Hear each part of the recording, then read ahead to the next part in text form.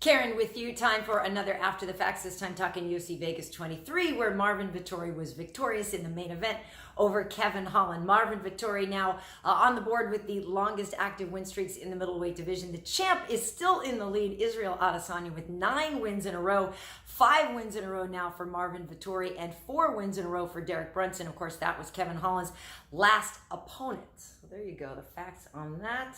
Look at that on the back of my fancy UFC cards. Yeah, pretty cool.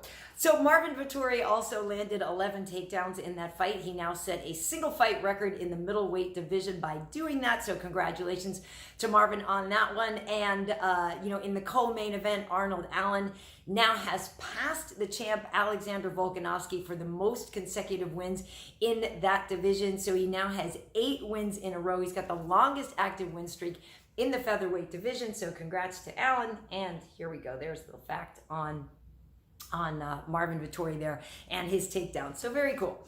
So we had a great strawweight fight in there, and Nina Nunes is back after giving birth, and she came back to fight Mackenzie Dern. So we had 2 mamas in the octagon, which I definitely love. Both great girls. Mackenzie Dern did get the win. She got the first round submission, so great win for her. So now when we look at the longest active win streak in the strawweight division, she's on the board now, tied with the former champ Carla Esparza with 4 wins in a row. Ahead of her, the champ Zhang Weili and Tatiana Suarez each have 5 wins in a row.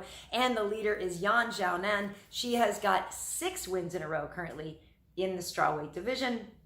And some great matchups potentially for Mackenzie. Speaking of Carla, she's got a fight coming up. Obviously, we know the champ is going to be in action. So there could be some good matchups for Mackenzie as she climbs the ranks. She's doing great working with Jason Perillo. So she's really, really looking good and evolving. And either way, Nina, just great to have you back after giving birth. Great to see you in there. And now for Jim Miller, he did not win his fight, but he is now the leader for the most fights in the UFC with 37. Prior to this fight, he was tied with Donald Cowboy Cerrone. They each had 36 fights, but now Jim didn't go his way, but he is the leader with 37 fights in the UFC, which is incredibly impressive. So congrats to him. I'll be back at the office out of the Apex in Vegas next week for Whitaker versus Gastelum. Really looking forward to that one. So I'll see you then.